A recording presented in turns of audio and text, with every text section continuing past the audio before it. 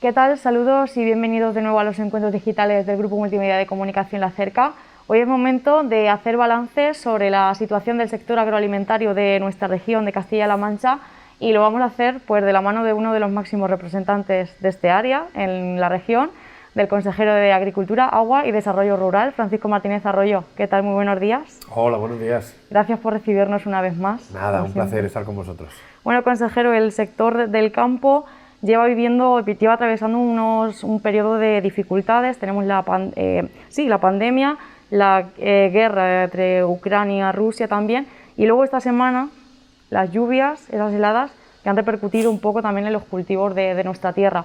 ¿Qué valoración puede hacer a nivel general de la situación del campo? Bueno, es verdad que vivimos un momento complicado, ¿no? Porque parece que no salimos de una y entramos en otra, ¿no? Desde hace ya mucho tiempo. Pero es verdad que el sector es capaz de afrontar todas estas situaciones de crisis muy bien.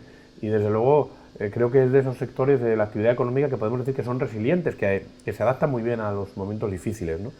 Los agricultores y los ganaderos ya lo dieron todo y lo vimos todos en los meses más complicados, en los meses en los que estuvimos en cuarentena, en la pandemia, lo han seguido demostrando después, han sido capaces de garantizar el suministro alimentario en los momentos difíciles también de la huelga de transportes, el encarecimiento de los medios de producción, de los combustibles, de las energías. Bueno, pues al final han sido también capaces de adaptarse a esas circunstancias y ahora, bueno, pues en el caso concreto de algunos cultivos, como puede ser el almendro, pues las heladas que hemos sufrido recientemente.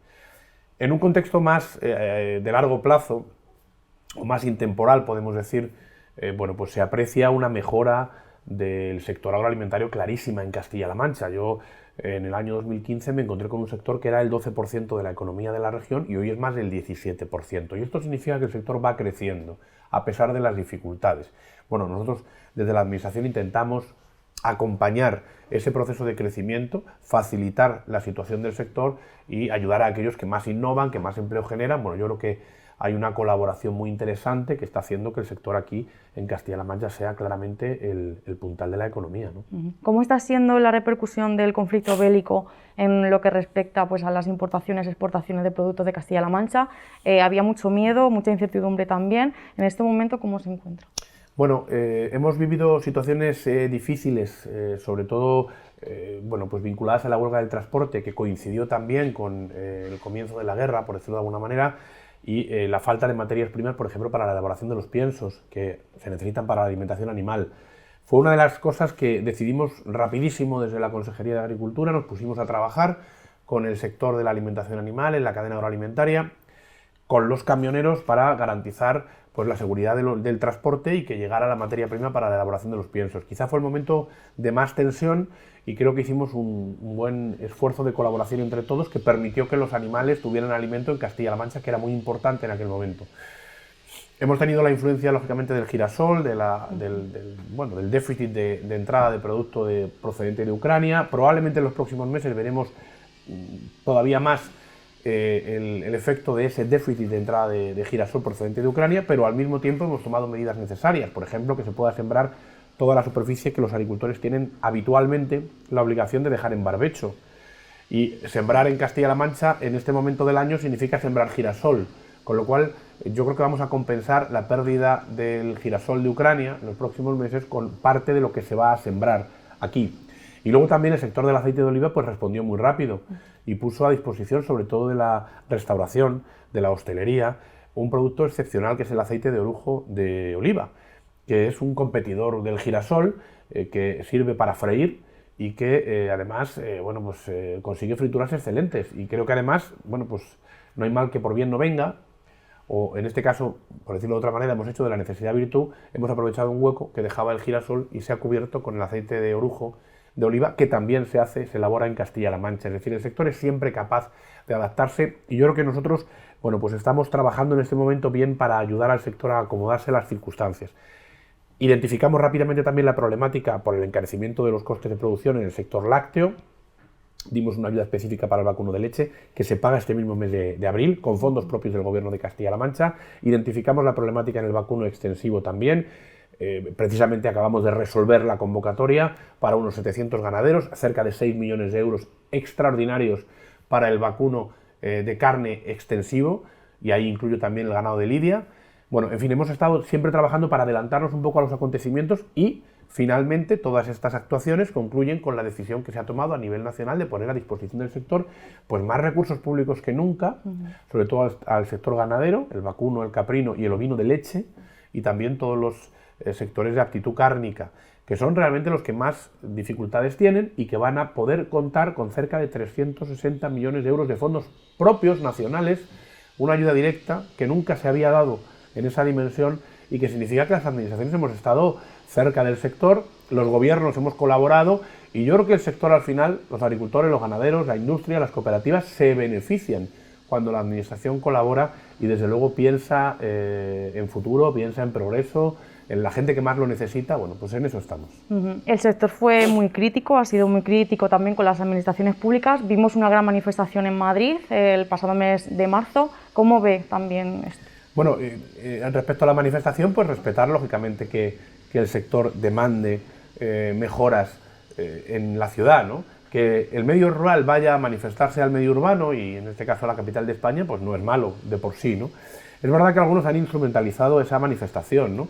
Llevándola a planteamientos ideológicos o vinculando el movimiento a determinados partidos políticos. Es una cosa difícil de entender, ¿no? Porque el campo es diverso, como la sociedad es diversa, y el que intenta apropiarse de la sociedad o de un sector determinado acaba equivocándose, ¿no? Nosotros, desde el máximo de los respetos a ese movimiento, recordar pues algunas de las cosas que yo he mencionado hasta ahora, pues que nunca en España se había puesto tanto dinero de ayudas directas para el sector agrario en nuestro país. Nunca antes. Ninguna administración, ningún gobierno, del partido que fuera, había decidido que el sector necesitaba un apoyo verdaderamente importante como desde luego se demuestra con esta ayuda del Gobierno de España, en colaboración con las comunidades autónomas. Desde luego aquí en Castilla-La Mancha lo hemos tenido siempre muy claro. En vez de poner obstáculos, palos en la rueda, nosotros vamos a favor de corriente, ayudando a los agricultores y ganaderos. Y yo creo que los agricultores y ganaderos básicamente esto lo saben. Y a veces se traslada una imagen no real o irreal del medio rural, y eso no es bueno, independientemente de que lógicamente el derecho a manifestarse pues, es legítimo, y creo que es bueno reivindicar el medio rural en la ciudad. Bueno, toda esta situación la tenemos también en medio de esa reforma de la PAC. No sé si esta situación derivada pues, de todos los problemas que estamos teniendo debería repercutir un poco en diversas reformas, más cambios en esta nueva Bueno, PAC. yo creo que aquí también hay que ser claro, o no llevar a engaño a la gente, ¿no? No hacer demagogia con esto, ¿no? O populismo, que en algunas cosas, en algunos momentos se hace. La situación que estamos viviendo es una situación coyuntural. Es verdad que es una situación coyuntural, consecuencia de una guerra. También vivíamos momentos difíciles en cuanto al suministro energético, al incremento de los medios de producción, sobre todo porque después de la pandemia se produce un incremento muy rápido del consumo, vertiginoso, y faltan medios de producción, faltan materiales, faltan materias primas, y esto encarece los procesos. Pero es verdad que es una cuestión coyuntural, que esperemos en el caso de la guerra que pase lo antes posible. En lo que tiene que ver con el suministro de materias primas y de medios de producción ya se empieza a ver la luz al final del túnel. Con lo cual hay que separar esta situación coyuntural de una reforma de la PAC que tiene una ambición concreta y que estoy convencido la Comisión Europea no pretende cambiar. Lo que se ha decidido a nivel europeo es facilitar a los Estados miembros dar ayudas directas de manera excepcional con fondos propios, que es lo que mencionábamos anteriormente. Por ejemplo, que se pueda sembrar toda la superficie de barbecho también de manera excepcional, o que se anticipe el 70% de las ayudas de la PAC en octubre. Bueno, son decisiones concretas que se toman para afrontar un problema coyuntural. Pero eso no quiere decir que vaya a cambiar la PAC a partir del 2023. A nosotros en Castilla-La Mancha nos parece que la PAC a partir del 2023 es mejor que la que hemos tenido actualmente. No hemos conseguido todo lo que queríamos, pero hemos avanzado sustancialmente. Y vamos a tener más dinero para la agricultura y ganadería de Castilla-La Mancha y más ayuda media por hectárea. Es decir, se van a beneficiar los agricultores de nuestra tierra, y eso es lo que tiene que hacer esta política, porque esta es la agricultura real. La que sucede en Castilla-La Mancha es una agricultura muy sostenible, fundamentalmente de secano, a cielo abierto, que genera empleo en el medio rural de verdad, agricultores que viven en los pueblos. Bueno, pues esta PAC va en la dirección correcta, y hay algunos que dicen que tiene una excesiva ambición ambiental. En las ayudas del segundo pilar del programa de desarrollo rural hay que alcanzar al menos el 35% de ambición ambiental. ¿Qué significa esto? Que las ayudas del segundo pilar del desarrollo rural se tienen que dirigir al menos en un 35% del total de los fondos a cubrir aspectos ambientales. Bueno, pues en Castilla-La Mancha, en este periodo, estamos superando el 58% de ambición ambiental. Es decir, estamos muy por encima de los mínimos que ha establecido la Comisión Europea. No nos perjudica la reforma, nos beneficia. Y desde luego somos conscientes de que la Unión Europea no va a olvidar el componente ambiental, que al final va a beneficiar al agricultor y al ganadero de Castilla-La Mancha. Bueno, recientemente celebrábamos el Día Mundial del Agua en un acto, bueno, se celebró aquí en la localidad de La Roda, muchas reivindicaciones, muchas peticiones y recién aprobada esa Ley de Agua de Castilla-La Mancha. ¿Qué supone también esto? Bueno, la ley es una ley importante porque es la ley que trae a Castilla-La Mancha la economía circular en el agua. Es una ley que habla de abastecimiento, que habla de depuración, que desde luego nos sitúa un poco en el siglo XXI en lo que tiene que ver con esas dos actuaciones fundamentales para el desarrollo. Y de ahí, de la ley, emanan una serie de inversiones, tanto en abastecimiento como en depuración. Nosotros estamos incidiendo sobre todo en depuración, con fondos propios, haciendo un esfuerzo titánico en este momento, el mayor que se ha hecho en Castilla-La Mancha, porque es necesario cumplir con la normativa europea. Esto lo saben bien alcaldes de municipios como Tobarra, por ejemplo, aquí en Albacete. Está ya adjudicada la obra, por ejemplo, de la depuradora de Tobarra, como lo está también la de Sigüenza, como lo están o van a estarlo próximamente la de Brihuega, la de San Clemente, también la de Villanueva-Cardete, municipios grandes que necesitan de esa depuradora. También en municipios más pequeños con fondos europeos. Aquí en Albacete estamos actuando ya en 4 depuradoras con esos recursos extraordinarios de la Unión Europea para la reconstrucción. Es decir, trabajamos en la dirección que lo que la ley establece en depuración, y en abastecimiento probablemente el hito más importante es la apertura de la tubería a la llanura manchega. Sí. Es muy importante que la tubería se abra cuanto antes. Así se lo hemos trasladado al Gobierno de España. Es verdad que se están tomando las decisiones adecuadas, va con retraso esa infraestructura. Para nosotros es muy importante que se haga lo antes posible. Vamos a estar muy encima para que sea una realidad, yo espero que este mismo año, y que podamos abrir el grifo en 15 municipios de Castilla-La Mancha y que el agua salga en cantidad suficiente todos los días del año y con la calidad adecuada para poder beberse. Esto es muy importante porque es la garantía de futuro para esa tierra y además es un agua que se queda en Castilla-La Mancha. Es el agua de la solidaridad entre distintas comarcas y territorios de nuestra tierra. Es un agua que dejará de ir al Levante y que vendrá a La Mancha generando riqueza, posibilitando el desarrollo en una comarca fundamental. Necesitamos esa infraestructura, la necesitamos ya. Para mí es un empeño casi personal, me atrevería a decir, desde que soy consejero responsable en materia de agua. Venimos trabajando para que esa infraestructura sea una realidad y estoy convencido de que va a serlo pronto, y esa es probablemente la mayor ilusión o el mayor reto que tenemos en este momento en materia de abastecimiento. Hace unos días también conocíamos esa suspensión del canon del agua aquí en la región. Pues la decisión que toma el presidente de suspender el canon del agua viene motivada por la dificultad que están pasando, las dificultades que están pasando los ciudadanos. Nadie es ajeno a lo que estamos viendo cada día en los medios de comunicación y además en las facturas de la electricidad, del gas, del gasóleo, pues repostando en cualquier estación de servicio. Es decir, estamos viendo las dificultades que tenemos, pues consecuencia pues, de todo lo que he mencionado anteriormente, ¿no? De que el consumo de repente sube muy rápido después de la pandemia, de que luego entramos en este conflicto bélico, en esta guerra que no tiene ningún sentido de Putin contra Ucrania y que, bueno, pues al final afecta a nuestras vidas, ¿no? Y es momento de estar del lado de la gente y lo que ha hecho el presidente es ponerse del lado de la gente. Creo que es lo razonable, lo mejor que se podía hacer en Castilla-La Mancha.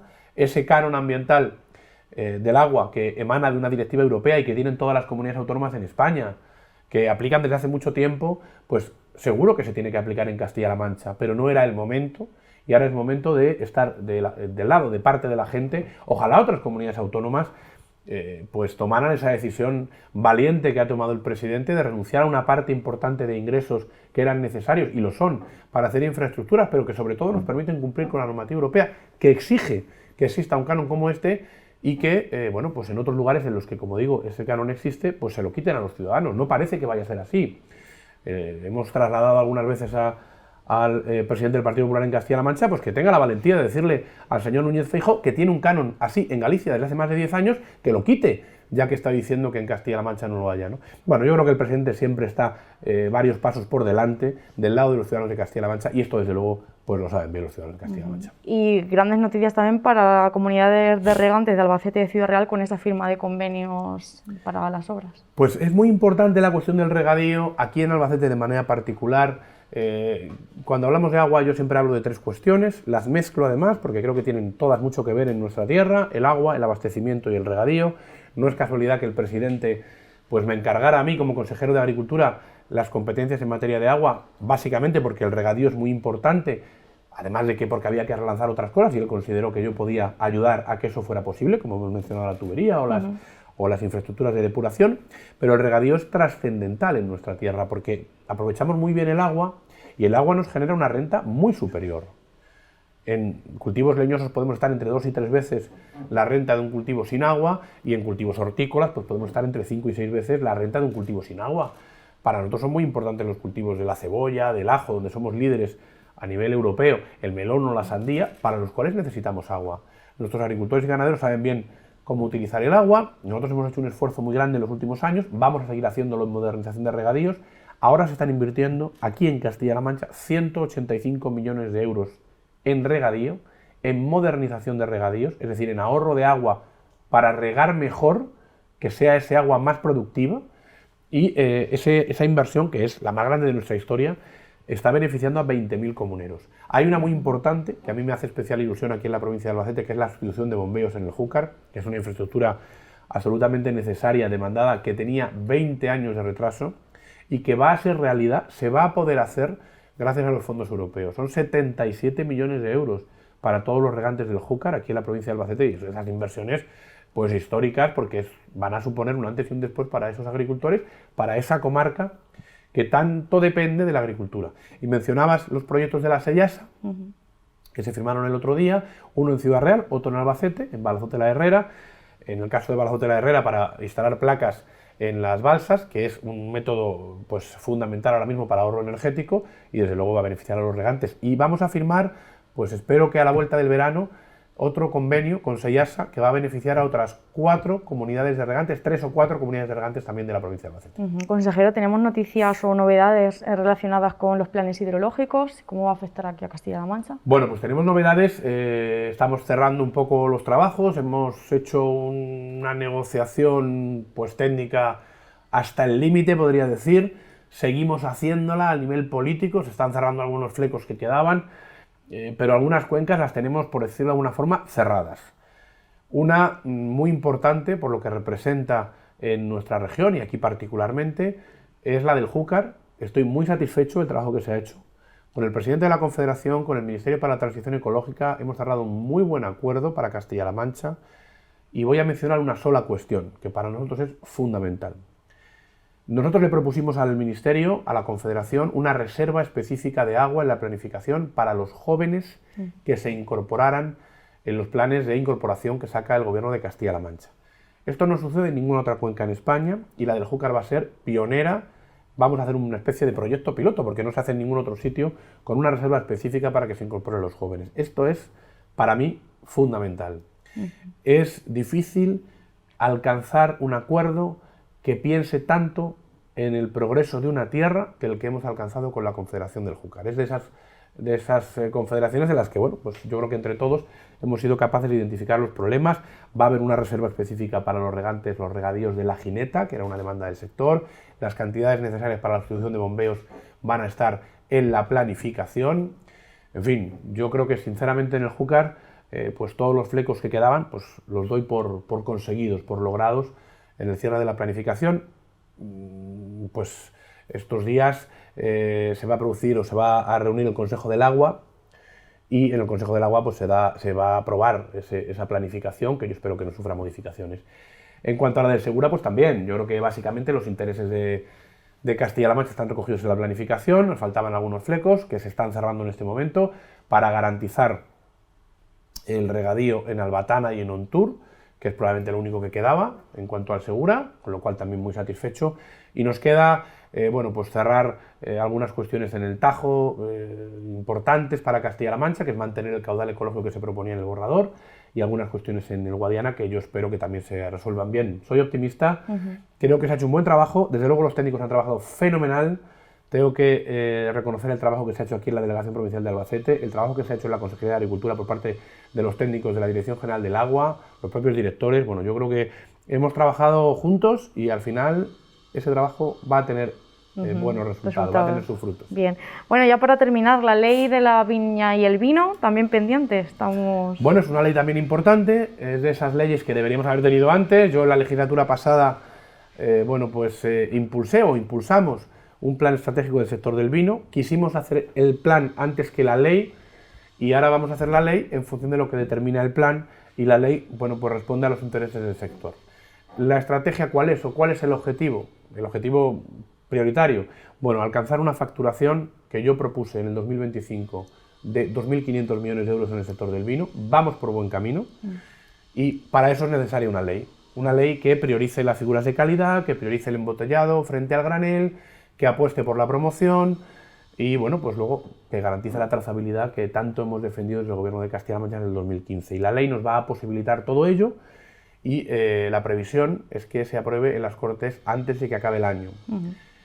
Nos faltaría una ley por cerrar el círculo antes del final de la legislatura, que es la ley de la agricultura familiar, que también está ya en borrador, que se está empezando a trabajar ya con el sector en la consejería y que espero que podamos tener antes de que acabe también la legislatura. Bueno, todavía queda trabajo por hacer. Consejero, siempre hay trabajo. Consejero, muchísimas gracias por haber estado con nosotros. Ha sido un placer, como siempre. Y a ustedes también, gracias por seguir toda la información que les ofrecemos desde el Grupo Multimedia de Comunicación La Cerca. Hasta la próxima.